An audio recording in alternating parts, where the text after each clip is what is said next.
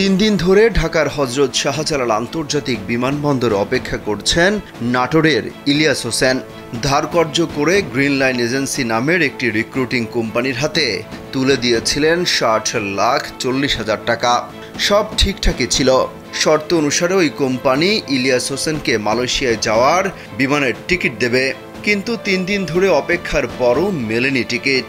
এখন অনিশ্চিত তার মালয়েশিয়ায় যাওয়া, কারণ মালয়েশিয়ার সরকারের ঘোষণা অনুযায়ী শুক্রবার থেকেই বন্ধ হয়েছে দেশটির শ্রমবাজার। প্রবাসে যাওয়ার স্বপ্ন ভঙ্গ হওয়ায় বিমানবন্দরে আহাজারি করছেন অনেকে।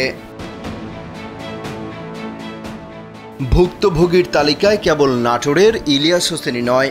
শুক্রবার শাহজালাল আন্তর্জাতিক বিমানবন্দরে তার মতো হাজার হাজার এমন শ্রমিকের দেখা মেলে। স্যান্ডেলিনা সো, রূপচর্চায় আভিজাত্য। যারা এখন অনিশ্চিত ভবিষ্যতের মধ্যে পড়েছেন, রিক্রুটিং এজেন্সির কাছে তারা 6 থেকে 8 লাখ টাকা পর্যন্ত জমা দিয়েছিলেন। সেই এজেন্সিগুলো এখন লাপাত্তা। মূলত সিন্ডিকেটের কারণে এখন পর্যন্ত 30,000 বৈধ শ্রমিক মালয়েশিয়ায় যেতে পারেননি।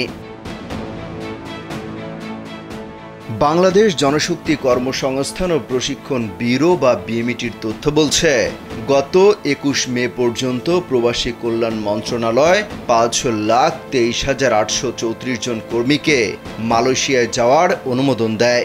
21 মের পর আর অনুমোদন দেওয়ার কথা না থাকলেও বিএমইটি বলছে মন্ত্রণালয় আরও 1,112 জন কর্মীকে দেশটিতে যাওয়ার অনুমোদন দিয়েছে। অর্থাৎ বৃহস্পতিবার পর্যন্ত 5,24,946 জন কর্মীকে মালয়েশিয়ায় যাওয়ার অনুমোদন দেওয়া হয়। এর মধ্যে বৃহস্পতিবার পর্যন্ত দেশটিতে গেছেন 4,91,745 জন কর্মী।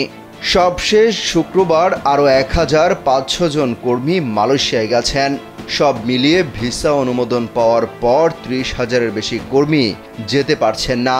এর মধ্যে শুক্রবার সন্ধ্যায় একটি বিশেষ ফ্লাইট পরিচালনা করেছে বিমান বাংলাদেশ এয়ারলাইন্স।